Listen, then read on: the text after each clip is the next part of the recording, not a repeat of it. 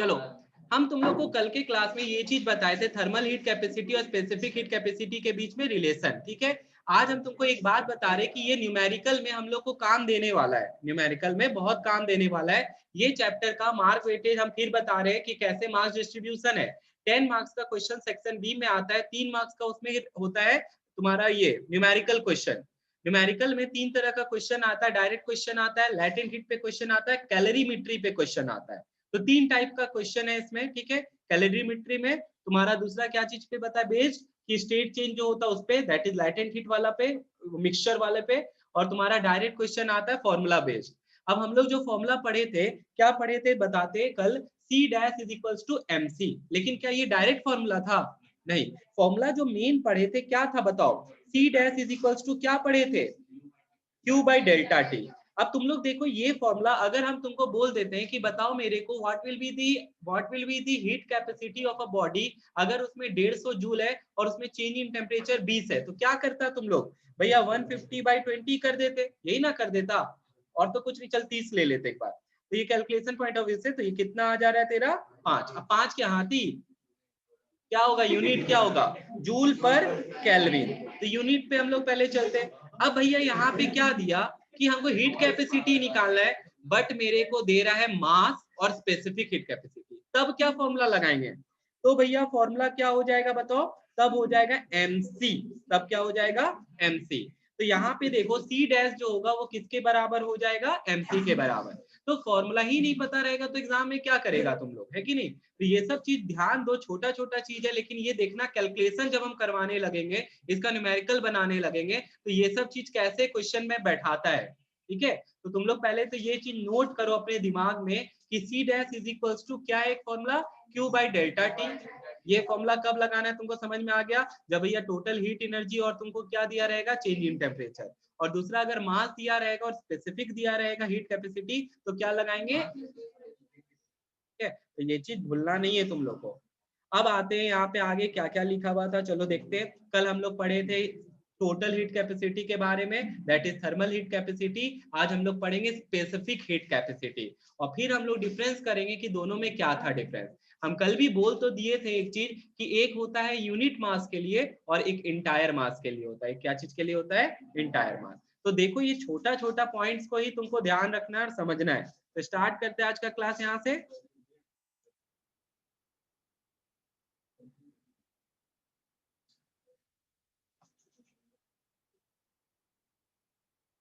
यहाँ पे देखो, ये तुम्हारा फॉर्मूला कल देखा, C is equals to Q by delta T है। इसके बगल में लिख लो तो जरा सा तुम लोग एक बार MC। ठीक है, इसी के बगल में लिख लो MC। अब इसके बाद है यूनिट ऑफ हीट कैपेसिटी। तो ये सब चीज तो हम लोग कल कर ही रखे, ठीक है, तो इसमें कोई बड़ा बात तो है नहीं तुम लोग के लिए भी, तो इतना ध्यान रखना है। अब इसके बाद आता है क्या, सुन ध्यान से सब बच्चा। If the heat capacity of a vessel is 30 joule पर केल्विन, इसका मतलब क्या होता है? ऐसा क्वेश्चन हम लोग पहले भी किए थे, किसमें? करंट इलेक्ट्रिसिटी में।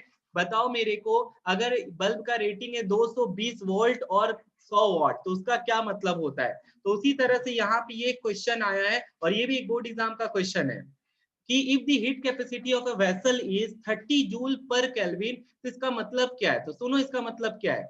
It means that 30 joule heat energy is required to raise the temperature of that vessel. अब that vessel मतलब entire vessel, ठीक है, 1 kg या 1 ग्राम का तो बात नहीं की है। दैट वेसल मतलब इंटायर वेसल हो गया। दैट वेसल बाई कितना डिग्री सेल्सियस? 1 degree Celsius. ठीक है ना? तो फिर यहाँ बता रहे आप भैया केल्विन लिखियो, तो केल्विन लिखोगे कि सेल्सियस लिख के आओगे? तो केल्विन लिख के आना। ठीक है, सेल्सियस यूज कर सकते हैं क्योंकि दोनों भैया वॉइस नहीं आ रहा आपका।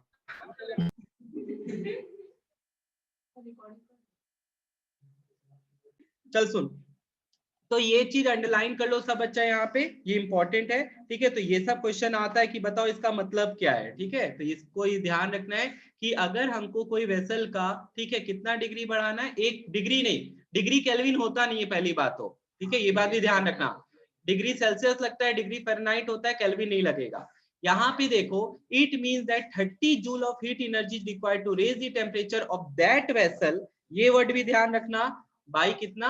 1 केल्विन। बाई कितना? 1 केल्विन। ठीक है, अब यहाँ 1 केल्विन ही लिखना। अगर हम 30 जूल पर सेल्सियस लिखते तब तुम लिखता 30 joule of energy required to raise the temperature of that vessel by 1 degree Celsius, या केल्विन है तो तुम लोग केल्विन में लिख के आएगा, ठीक है। गलत नहीं है लिखना, क्यों नहीं है वो भी बता दिए, लेकिन केल्विन यूनिट दिया है तो तेरे को केल्विन ही लेना होगा, तो ये चीज ध्यान रखना। अब आता है तुम्हारा स्पेसिफिक हीट कैपेसिटी, ये तुम लोग क्लास 9th में भी पढ़ा हुआ है, केमिस्ट्री में भी और फिजिक्स में भी, ठीक है। तो स्टार्ट करते हैं इसका डेफिनेशन, सब बच्चा सुनना, ये वाले पैराग्राफ को मार्क करो, नीचे वाला जो ब्लू कलर में है, तो सुन सब बच्चा। The specific heat capacity of a substance is the amount of energy required to raise the temperature of unit mass of that substance through कितना डिग्री सेल्सियस, 1 डिग्री। तो बस यहाँ पे यही चीज आया है कि हम लोग को मास को कितना करना है, यूनिट करना है, चाहे वो 1 kg लो या 1 ग्राम लो, ठीक है। तो ये चीज ध्यान रखना, हम लोग को यूनिट मास लेना है, क्या लेना है गुनगुन, यूनिट मास लेना है, तो ध्यान रहेगा ये चीज, तो भूलना नहीं तुम लोग, ठीक है भैया। अब इसका ऐसा यूनिट हम लोग पहले ही निकाल चुके हैं, याद होगा तुम लोग को, हम तुम लोग को बताए थे formula Q is equal to MC delta T, तो उससे C निकाले थे, कितना आया था बता, M बाई डेल्टा T। भैया Q का ऐसा यूनिट जूल, मास का ऐसा यूनिट kg, और डेल्टा T का क्या हो जाता है, केल्विन। तो यही चीज बताए थे पहले भी कि केल्विन की जगह तुम लोग क्या लिख सकती है, सेल्सियस भी लिख सकती है, तो तेरे ऊपर है, ठीक है। तो यहाँ पे आ जा, यही चीज बताएगा, तो रटने का काम नहीं है, बस इतना ही सही चीज था, डेफिनेशन या 2-3 है, तुमको यही वाला लिखना है, ठीक है। तो ये वाला ध्यान रखना है तुम लोग को, और कुछ भी नहीं है। फिर इसके बाद देख ले, ये चीज तो हम तुम लोग को पहले भी बता दिए थे, यहाँ पे इसका ऐसा यूनिट देखो यहाँ निकाला है, और कुछ भी नहीं है। फिर आ जाता है रिलेशनशिप बिटवीन हीट कैपेसिटी, ये तो बता ही चुके हैं तुम लोग को, देख ले यही वाला बहुत बोले थे। तो क्या है यहाँ से निकला, देख C dash is equals to MC। C dash क्या होता है, थर्मल हीट कैपेसिटी, और C मतलब स्पेसिफिक। चलो अब हम लोग जरा सा C डैश और C में भी डिफरेंस कर लेते हैं, क्या है, तो देख यहाँ पे क्या है। सबसे पहले दोनों का डेफिनेशन लिख दो, लिखता है it is the amount of heat energy required to raise the temperature of entire body या इंटायर मास बाई 1 डिग्री, और वहां पे क्या हो जाएगा, यूनिट मास, यहाँ पे क्या हो गया, यूनिट मास, ठीक है, और यहाँ पे क्या बता रहा है, इंटायर मास। दूसरा पॉइंट पे देखो किस पे डिपेंड करता है, depends both on substance and mass of the body. तो तुम लोग फॉर्मूला से चलो, C dash is equals to क्या बताए, MC, तो मास पे भी डिपेंड करता है और बॉडी पे भी डिपेंड करता है, ठीक है, मतलब वो बॉडी क्या चीज का बना हुआ, मटेरियल ऑफ द बॉडी का बात कर रहे हैं। फिर दूसरा में देख, it does not depend on mass of the body but it is the characteristic property of substance of the body. तो ध्यान देना, ये बहुत इंपॉर्टेंट बात बता रहा है, क्या लिखता है यहाँ पे, स्पेसिफिक हीट कैपेसिटी जो होता है क्या मास पे डिपेंडेंट है, नहीं है, ठीक है, क्योंकि भैया वहां पे हम इंटायर मास लेते ही नहीं हो, तो कितना लेते हैं, बस 1 यूनिट से भी काम चल रहा है। तो वही बता रहा है, but it is the characteristic property of the body, मतलब कौन कितना गर्म होगा या कौन कितना, ठीक है। हीट कैपेसिटी, तो सी फॉर्मूला लिखवा दिया इसका, तो फॉर्मूला और ऐसा यूनिट नहीं कर लेगा तुम लोग आगे, ठीक है। तो फॉर्मूला तुम लोग को बता ही दिए क्या फॉर्मूला होता है, और ऐसा यूनिट क्या होता है वो बता दिए। तो ये चारों चीज तुम लोग ध्यान रखना, चारों पॉइंट अलग अलग है। पहला है डिफाइन, तो फिर से स्टार्ट करते हैं भैया, specific heat capacity is the amount of heat energy required to raise the temperature of unit mass of substance through 1 degree Celsius, और वो टायर मास थ्रू 1 डिग्री। भैया ऐसा यूनिट पे बात करते तो हम लोग हीट कैपेसिटी का ऐसा यूनिट क्या निकाले थे, जूल पर केल्विन, और उसका क्या निकाले थे स्पेसिफिक का, जूल पर केजी पर केल्विन, ठीक है, ये चीज ध्यान रखना। उसके बाद हम लोग पढ़े थे कि स्पेसिफिक हीट कैपेसिटी और तुम्हारा हीट कैपेसिटी किस पे डिपेंड करता है, तो हीट कैपेसिटी डिपेंड्स ऑन मास और, ठीक है, सब्सटेंस ऑफ द बॉडी, और वो क्या होता है, characteristic property of the body है भैया, वो क्या है, characteristic property of the body. तो ये चीज ध्यान रखना, तो हो गया specific heat capacity of some common substance. अब चलो देखो यहाँ पे बताएगा, इससे तुम क्या समझते हो, ठीक है, टेबल से भी बहुत बार हम लोग डाटा निकाल के आ जाते हैं, ठीक है। तुम लोग यहाँ पे ये टेबल पे आ जाओ, तुमको हम बहुत इजी वे में एक बात बता रहे, ध्यान से सुनना। यहाँ पे पानी को देखो, सबसे ज्यादा स्पेसिफिक हीट कैपेसिटी किसका है, देख के बताओ, वाटर का है, सबसे ज्यादा स्पेसिफिक हीट कैपेसिटी वाटर का है, इसका मतलब पानी सबसे ज्यादा हीट को क्या करता है, एब्जॉर्ब करता है। पानी को इसी कारण से बहुत जगह यूज किया जाता है, जो कि हम लोग का नेक्स्ट गिव रीजनिंग का क्वेश्चन होगा, जो सेक्शन बी का 2 मार्क्स का क्वेश्चन है। ठीक है, तुमको गिव रीजनिंग का इसी में 2 मार्क्स का क्वेश्चन आता है, जो कि इस पे डिपेंडेंट होता है। तुमको प्रॉपर्टी पे रीजनिंग करना है, सीधा सा बात है। तो जैसे एक पहला क्वेश्चन तुम लोग जो जानते हो वही पूछते हैं, water is used as a coolant. पानी को कूलेंट की तरह यूज किया जाता है। हम लोग मशीन्स में पानी को डालते, गाड़ी का रेडिएटर होता है पानी डालते, हम लोग को बुखार होता है मम्मी लोग पट्टी लगाती है वो ठंडे पानी का होता है। तो क्यों ऐसा पानी को यूज किया गया? क्योंकि पानी अगर 1 डिग्री राइज करेगा तो कितना अमाउंट ऑफ हीट खींचेगा? 4200 जूल। ठीक है, 4000 कितना जूल, 180 को हम 200 बोल दे रहे हैं, 4180 को कितना कर दिए, 4200 बोल दिए। ठीक है, कोई दिक्कत नहीं उसमें। तो भैया यहाँ पे इसीलिए पानी को हम लोग क्या चीज में यूज करते हैं, कूलेंट की तरह यूज करते हैं। क्योंकि पानी को अगर 1 डिग्री राइज कराना है, इस पर ध्यान दें, पानी को अगर हमको 1 डिग्री राइज कराना है तो यहाँ पे उसको कितना अमाउंट ऑफ हीट देगा तुम लोग, 4180। चल तेरे बुक के अकॉर्डिंग, ठीक है, 4180 हीट बहुत ज्यादा हीट हो गया, समझ में आ गया ना? तो वो उतना हीट तेरे बॉडी से खींच लिया, तो ठंडा बुखार तेरा खींच लिया, रेडिएटर गर्म मशीन को ठंडा रखा। तो यही चीज है, इसीलिए पानी को क्या चीज की तरह यूज करते हैं, कूलेंट। तो यहाँ पे क्या कहता है वो देखते हैं पहले। तो लिखता है यहाँ पे कि it is the characteristic property of a body. ये क्या है, किसी भी बॉडी का characteristic property. It is different for different substance. तो वही बात बताए थे, क्या सब बराबर समझता है? नहीं, कोई ज्यादा कोई कम। तो यहाँ पे वही है, यूजुअली अ गुड कंडक्टर। अब सुनो यहाँ पे दूसरा बात क्या बता रहा है, जो अच्छा कंडक्टर है, ठीक है, has a low specific heat capacity. Underline करो इसको। तो फिर से इसको याद रखने के लिए एकदम सिंपल एग्जांपल वही बता रहे हैं, water is a good conductor और a bad conductor. Water is a bad conductor. Water जो है भैया, पानी देरी से गर्म होता है और देरी से ठंडा होता है। तुम लोग देख लेना, पानी को रख दो धूप में, गर्मी में तुम छत पे रख दो, ठीक है, पानी 12-1 बजे तक गर्म नहीं होगा, ठीक है, और शाम को 7-8 बजे भी उसमें उंगली डाल के देखोगे तो पानी तब भी क्या मिलेगा, गर्म मिलेगा। पानी देरी से गर्म होता है, देरी से ठंडा होता है, ये बात ध्यान रखना। रेगिस्तान में बालू में क्या होता है, बालू जल्दी गर्म होता है और जल्दी, दिन के वक्त भैया इतना गर्मी पड़ता है पसीना पसीना, रात को कंबल लेके सोना पड़ता है, ठीक है। तो क्यों? क्योंकि वो ज्यादा हीट निकालता भी है। तो ये चीज ध्यान रखेगा तुम लोग सब। मेरा आवाज आ रहा है? मेरा आवाज आ रहा है? हाँ भैया। जी भैया। ठीक, सुन, it is different for different substance. Underline करना है इसको। Usually a good conductor of heat has a low specific heat capacity. तो जो अच्छा कंडक्टर है उसका स्पेसिफिक हीट कैपेसिटी क्या होगा, लो होगा। तो इसीलिए हम पानी को बोले, तुम लोग को ध्यान रखना है, पानी क्या है, बैड कंडक्टर, और पानी का हीट कैपेसिटी हाई है। तो सिंपल सा चीज है, पानी को दिमाग में रखे कि पानी भैया बताए थे बैड कंडक्टर है और पानी का हीट कैपेसिटी सबसे ज्यादा था। तो जो अच्छा कंडक्टर होगा उसका स्पेसिफिक हीट कैपेसिटी सबसे कम होना चाहिए, उसका स्पेसिफिक कैपेसिटी क्या होना चाहिए। अब इस पे एक क्वेश्चन हम बना के देते हैं। 2 ऑब्जेक्ट है ए और बी, ठीक है, एक का हीट, सुनो बताओ इसमें से कौन कंडक्टर है कौन इंसुलेटर है, ठीक है। हम यहाँ पे बता दिए तुमको कि ए जो सब्सटेंस है उसका है हीट कैपेसिटी, मतलब स्पेसिफिक हीट कैपेसिटी बता रहे तुमको कितना, 4200, और बी का बता देते तुम लोग को, बी का हम दे देते तुम लोग को 180, ठीक है, यूनिट समझ ले, यूनिट लिख देते जूल पर केजी पर केल्विन।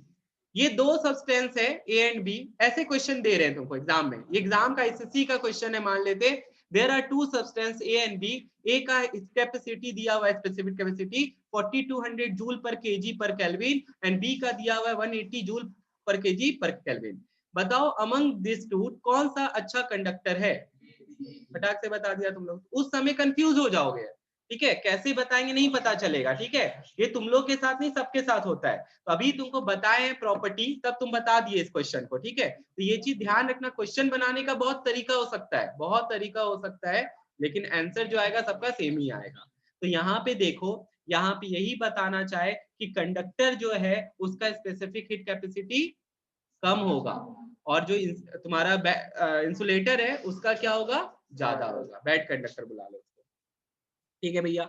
यहाँ पे फिर क्या लिखता है, while bad conductor has a high specific capacity. तो इस लाइन को सब अंडरलाइन कर लिया होगा यहाँ से,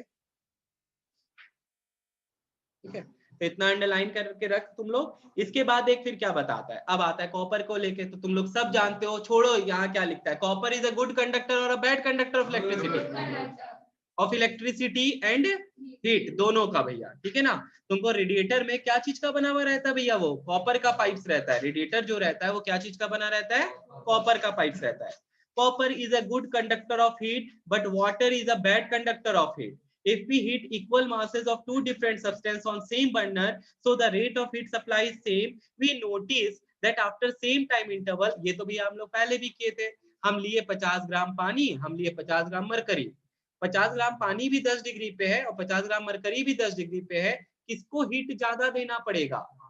फॉर एग्जाम्पल हम बना देते फिगर, तुम कंफ्यूज हो रहा है तो, या जो बुक में बताया, कॉपर ले लिए, ठीक है, और क्या लेने बोला, वाटर ले लिए, Cu और H2, 50 ग्राम 50 ग्राम, ये कितने डिग्री पे है, 10 डिग्री पे, ये भी है 10 डिग्री पे, ठीक है।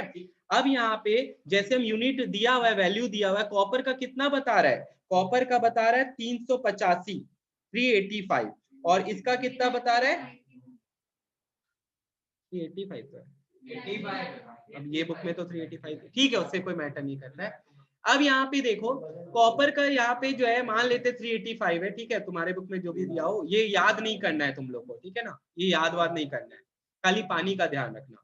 यहाँ पे तुम लोग देखो कि इसमें से दोनों में तुमको दिया हुआ है दो चीज, दोनों में सेम क्या है, इनिशियल टेम्परेचर, दोनों में सेम क्या है, मास, दोनों में अंतर क्या है, सी, स्पेसिफिक हीट कैपेसिटी। एक का 385 बता रहे भैया, एक का, तो अगर हमको दोनों को हीट करना है कितने डिग्री तक, मान लेते 10 था ना, 50 डिग्री तक हीट करना है, कितने डिग्री तक, किसमें ज्यादा हीट लगेगा, वाटर में, क्योंकि इसका सी क्या है भैया, ज्यादा है। उसका 1 डिग्री बढ़ाने में हमको कितना हीट देना पड़ रहा है, 4180 हीट देना पड़ रहा है, समझ में आ रहा है ना। तो इसमें हीट ज्यादा लगेगा, इसमें हीट क्या लगेगा, ज्यादा। तो बस सिंपल सा चीज था ये। अब देख आगे क्या लिखता है, फिर लिखता है इफ हीट इक्वल मास, तो ये बता ही दिए, this is because there different specific heat capacity. तो ऐसा क्यों हुआ, क्योंकि दोनों का स्पेसिफिक कैपेसिटी अलग था। The substance with low specific heat capacity shows a rapid and high rise in temperature। तो क्या हुआ तुम लोग देख, जिसका हीट कैपेसिटी कम था, दैट इज कॉपर, वो जल्दी से राइज इन टेम्परेचर हुआ, दैट इज वो गुड कंडक्टर है ना, इसी कारण से अंडरलाइन करो। तो जिसका स्पेसिफिक हीट कैपेसिटी कम है तो अच्छा कंडक्टर है, वो क्या है, अच्छा कंडक्टर, ठीक है ना। तो ये चीज भी ध्यान रखना। Water has an usually high specific heat capacity, इस कारण से पानी का बहुत जगह यूज किया जाता है, जो हम लोग आगे पढ़ने वाले हैं। अब इसके बाद आता है तुम्हारा ये टेबल, जो याद वाद नहीं करना है। अब आता है तुम्हारा कैलोरी मीटर, इसमें क्या पढ़ना है भैया, सुनते जाना खाली, ठीक है। पहला पॉइंट, कैलोरी मीटर होता ही क्या है, क्या चीज का बना हुआ रहता है, क्यों उसमें यूज करते हैं कॉपर का, पहले ये बात डिस्कस करते हैं। कैलोरी मीटर तुम लोग सब बच्चा देखा है, आइसक्रीम खाया है आइसक्रीम वाला से, तो उसका जो आइसक्रीम वाला का डब्बा है वही है कैलोरी मीटर। आइसक्रीम वाला का जो डब्बा होता है, ठीक है, जो तुम लोग देखा होगा ठेला वाला जाता है, तो वो जो ठेला वाला का डब्बा है वही है कैलोरी, हाँ कुल्फी वाला ठेला वाला जो बुलाना है, ठीक है, तो उनके पास जो डब्बा पड़ा हुआ है वही क्या है, कैलोरी मीटर है। उसमें आइसक्रीम जैसे रखते वैसे का वैसे रह जाता है कि नहीं। तो देखिए, a calorimeter is a cylindrical vessel which is used to measure the amount of heat gained by a body when it is mixed with another body or substance। तो पहले ये बात बता चुके हैं कि हमको अगर हीट मेजर करना है तो क्या चीज का यूज करते हैं, कैलोरी मीटर का यूज करते हैं, और टेम्परेचर मेजर करना है तो बानी थर्मोमीटर का यूज करते हैं। अब देख क्या लिखता है, it is shown in figure 11.1, कोई डायग्राम नहीं पढ़ना है तुमको, it is made up of a thin sheet of copper.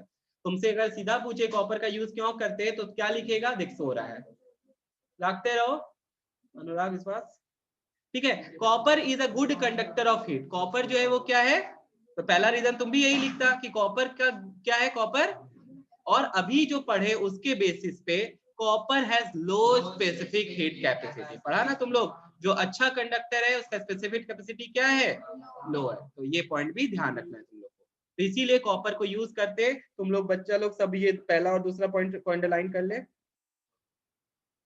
ठीक है, यहाँ तक अंडरलाइन कर ले। उसके बाद देख, फिर क्या है भैया, फिर लिखता है copper has low specific capacity so the amount of heat energy taken by the calorimeter itself from the content to acquire its temperature is very small. The outer and inner surface of vessels are polished so as to reduce the loss of heat due to radiation. अब थोड़ा सा हम तुमको conduction, convection और radiation याद दिला देते हैं. भैया कंडक्शन किसमें होता है, लिख भी देते हैं, रुको. कंडक्शन, कन्वेक्शन, रेडिएशन, ठीक है. हम पूछते हैं तुम लोग से, चलो हमको बताओ what are the different modes of transfer of heat. तो क्या क्या बताया अभी हम तुम लोग को, कंडक्शन, कंडक्शन, कन्वेक्शन और रेडिएशन. अच्छा एक चीज और पढ़ा है तुम लोग ज्योग्राफी में, ठीक है. रेडिएशन, कन्वेक्शन और कंडक्शन के अलावा एक और होता है एडवेक्शन, पता है क्या, थोड़ा पता है, ठीक है. सुन, एडवेक्शन क्या होता है वो बताते हैं. अभी बोन फायर, ठीक है, सब करता है घर में, ठीक है, देखा है, ठीक है.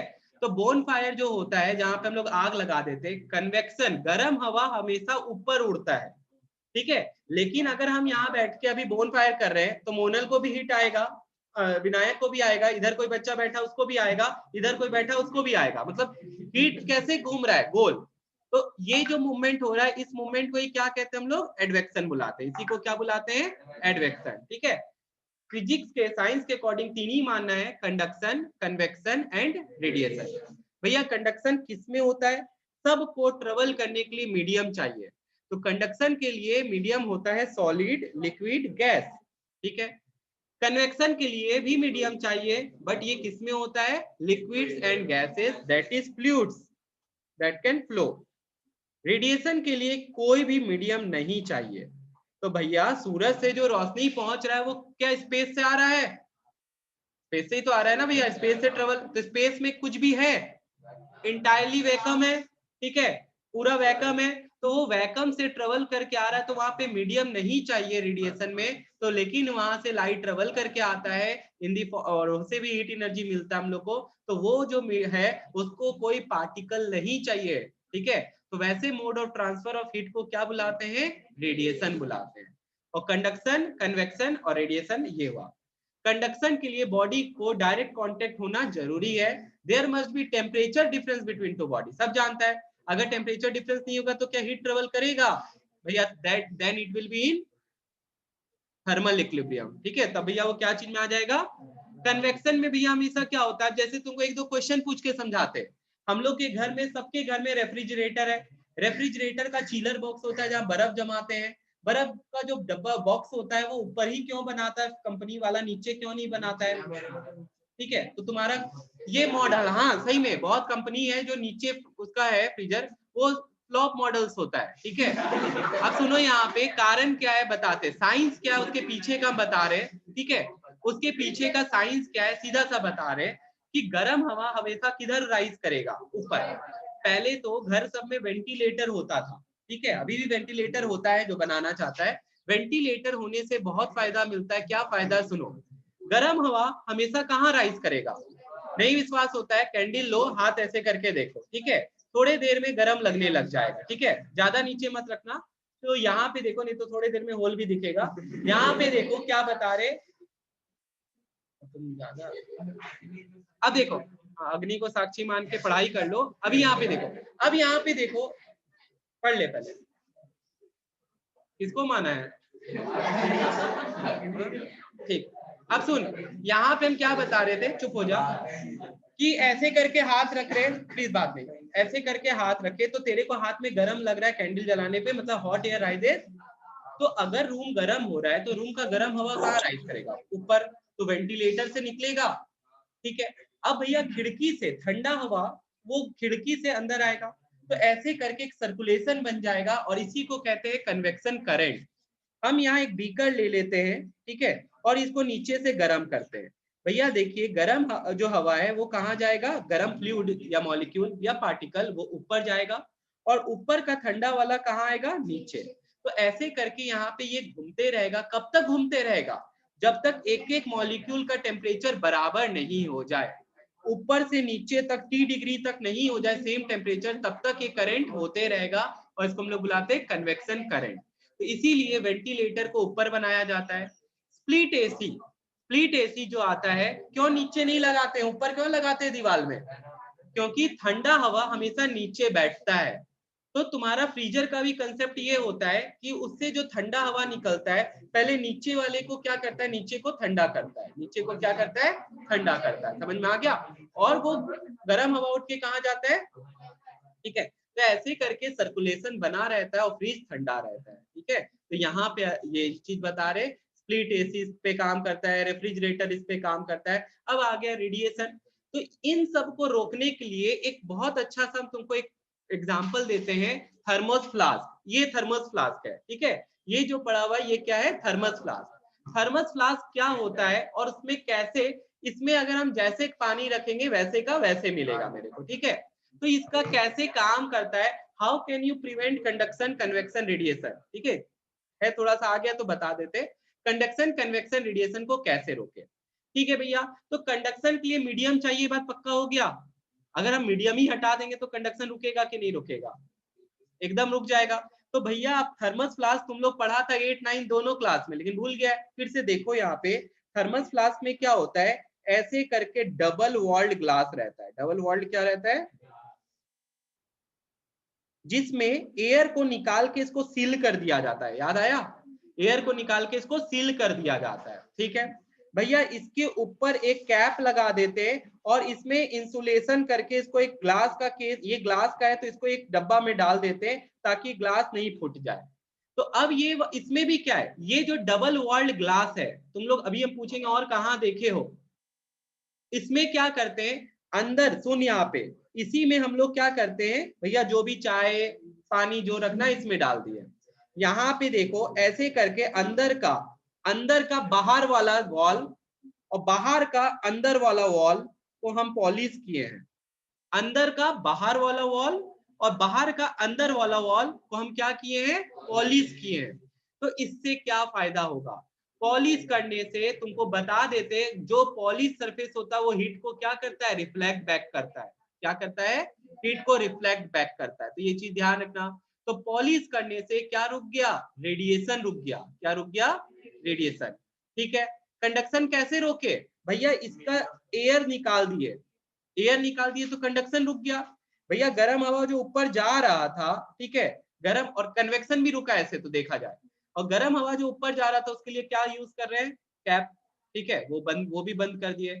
तो इसके अंदर जैसे का जैसा चीज पड़ा है वैसे का वैसा ही रह जाएगा, ठीक है। गर्म है तो गर्म, ठंडा है तो ठंडा। तो यही चीज सेम यूज होता है कहाँ पे बता, वहां पॉलिश नहीं होता, वहां पे बस क्या किया जाता है, वहां पे रेडिएशन नहीं। हम लोग का जो रेलवे आईआरसीटी मतलब कहीं का भी रेलवे का जो कोचेज है, उसका जो एसी कोचेज है, उसका ग्लास देखा है तुम लोग, एसी का खिड़की देखा, खिड़की तो खुलता क्यों नहीं है भैया, वहां बाहर कितना भी गर्म ठंडा पड़े वो अंदर अपना टेम्परेचर बनाए रखता है, ठीक है। तो वहां पे भी यही चीज हो रहा है, वहां एयर जो डबल ग्लास के बीच में क्या रहता है, कुछ भी नहीं रहता है, ठीक है। डबल ग्लास के बीच में कुछ भी नहीं रहता है, जिसके कारण से क्या रुक जाता है, कंडक्शन एंड कन्वेक्शन। बाहर का गर्म हवा ठंडा हवा अंदर नहीं जा पाएगा और अंदर का जैसा टेम्परेचर मेंटेन करना है मेंटेन कीजिए, ठीक है। तो यहाँ पे वही चीज बता रहा है, ठीक है। अब आ जाओ वापिस से बुक में।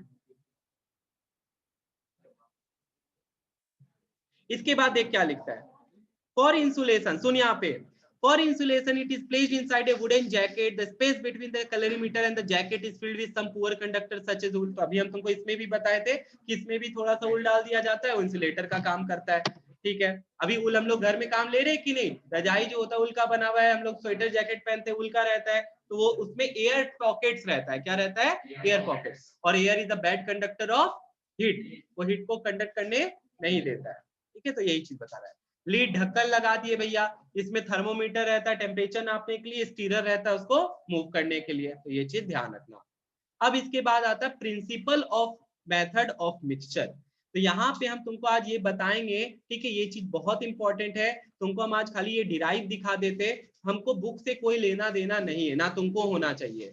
ये चीज को तुम लोग समझ लेगा, तुम्हारा काम बन जाएगा, ठीक है। तो अभी वीडियो बंद होगा, उसके बाद हम लोग स्टार्ट करेंगे। किसी को कोई डाउट है यहाँ तक?